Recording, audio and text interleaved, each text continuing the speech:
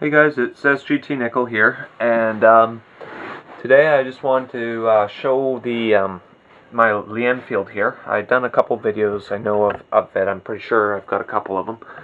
But this here is a engfeild. It's not my long branch, but it doesn't matter. This conversion goes for both. And what we're going to be doing is we're going to be taking this old sight system off, just here on the back. We're going to be taking this guy out, and we're going to be putting this scope on it.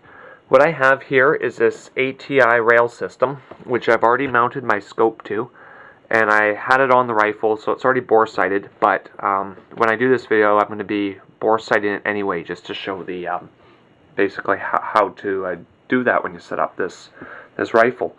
Now, a bore sight doesn't get you bang on, but it gets you close enough at 25 yards that you'll basically be hitting paper or getting very close to it. And then you can fine-tune from there.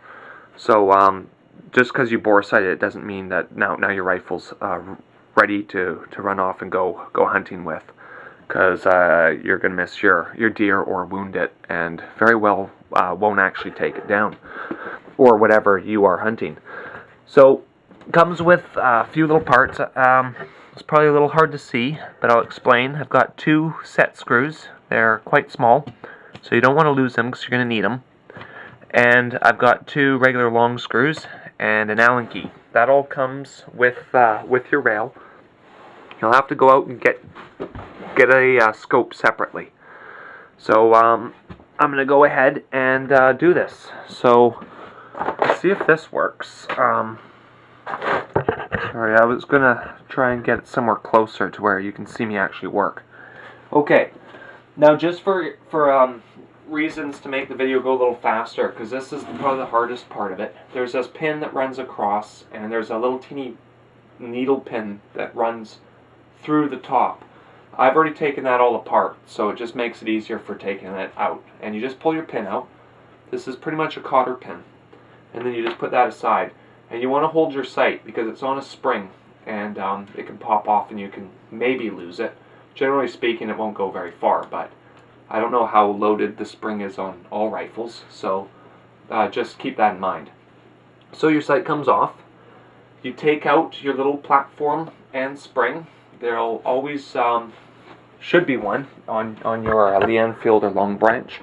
If it's not there, you should definitely put on a scope then, because I think you need it. It holds your sight sturdy, especially if you want to use your pop-up sliding sight like this one here has. I don't know if you can see it, but that pops up, and then you got the slider. That's some sights on the engfeild. This is a long branch, but it's the same thing. And the other one is different. It's just a double-sided sight, so they are different. That's why I kept the sliding on that gun, because I figure it's got the bayonet. It's the service rifle. Try and keep it as it is. And that is a sniper rifle still, with the sliding up piece. It gives you a real good distance. And I sort of wanted to keep the retro of it. And then I went out and got this engfeild that was somewhat sporterized. Not fully, but I'm going to sporterize it even more by putting the scope on it. So we take these 2 pieces out. It's just that one pin. We're going to set that aside. We're going to take out the spring. You want to get that spring, and if it's stuck down there, like this one is, sorry about the light condition, you just take your thing, pull it out a little bit, and catch your spring. So it comes out all together. So, whoops, sorry about that bumping around. So the spring's there, and there's my little piece. I'm going to put all this stuff inside the baggie when I'm done, and put that back in this box. That way I won't lose it, and it'll stay together, and I can always just swap it back out if I want to. So the next thing is, this is just one unit now. As you can see, I have these 2 holes in the back, and this groove there, and then these odd shaped holes. There's one that goes straight, and one that is at sort of like a 45 degrees. Sorry about the light. I know it's hard to see, but you can take my word for it. It's there, and I'll show you how it goes on. It's just stupid simple, really. You just set her on like that, and it's going to wiggle, of course. until you get your bolts in there. And I found, I don't think it really matters which bolts you put in first, but I find putting the back ones in works for me. It gets it square and steady, and then you just put your set screws in, and I'll show you how I do that, just to make sure that the scope and all sits sort of square. You want to make sure that when you put your scope on your rail, that your weaver mounts go between the grooves. You don't want them sitting on top, because what can happen is your scope won't be squared set, and it'll be hard to adjust properly. So make sure it's sitting flat and square, and everything's in line, because otherwise it's going to be slanted like that or like that. And the other thing about it is this particular scope has a dovetail on top of the weaver, so you can use either scope for it, whether it's dovetail or weaver. I personally just like the weaver ones. I find them just stronger holding, but I do use dovetail too. But I find with the higher recoil, you often want to go with a weaver. So I put these two back screws in. I've showed that, and I'm going to show what I'm going to do here. So I'm going to put this 45 one in first. Let's see if that'll work. Okay. So I go in here. I push down on this, and we're going inside this hole here. Whoops, I missed because I'm trying not to be in your way. And you want to just get it started and turn it all the way till it sits snug. You don't want to reef it in there too much and strip out your set screws, or you'll have a hard time getting this rail off if you ever want to take it off. So I just do it till it's about hand tight, and just give it sort of like a quarter turn and just leave it. That should be good enough. The recoil and all, because this other one goes in now. That's your straight one going straight through. And I find if you do it in this pattern, your slanted one, in theory, doesn't come out that way. So it locks, and then this guy locks your slanted guy in place. And that is pretty much all you've got to do to get your scope on. And of course, you put your scope on, and I'm going to show you how to bore sight it. It's very simple. Because this is a 303, the caliber is a 30.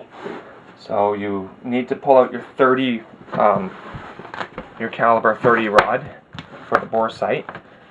I have a various whole bunch of different sizes, and this is my bore sight, just right here. I don't know if you guys can see it. It's dark, I know. I don't have very good light conditions in the room that I'm working in right now, but that's okay. I think you guys can see enough. So what you do is I've got a video on how to bore sight a rifle. It's the exact same. So if you've already seen that, you can turn off now and save yourself some time, so when you're on your deathbed, you can not yell at me saying, I wish I could have some of that time back. But anyway, so I've got that set up. Now, what I'm going to do is bore sight. So put that in a position to where you guys can see what I'm doing. I'm going to pop up my sight so I can actually see. I have some light there that I'm going to be some light straight ahead that I'm going to be working off of. I'm going to plop that into place. And want to make sure it's sort of square. This guy's sitting square. And then you would just mount up to it like you would a rifle. I don't have a lot of room here, so here we go. And my bore sight hook. So we're just going to do that. And I've got lights in my eyes, so I'll try and get some shade here. Okay. And there, I can see it.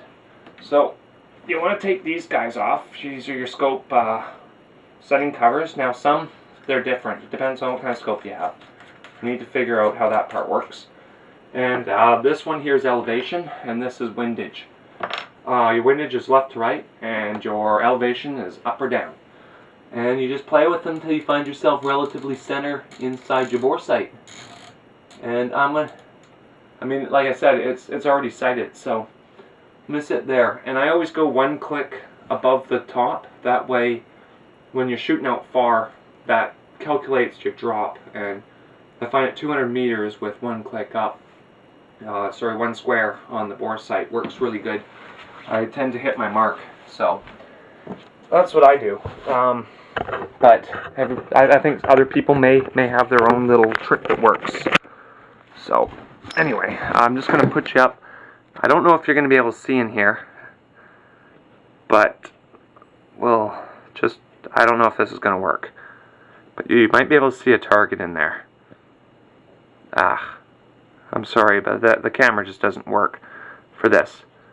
But anyway, I can see it when I look through it. There actually is a target displayed on the bore sight. This might make it actually a little easier. I'll pull this out and we'll shine through there. And there.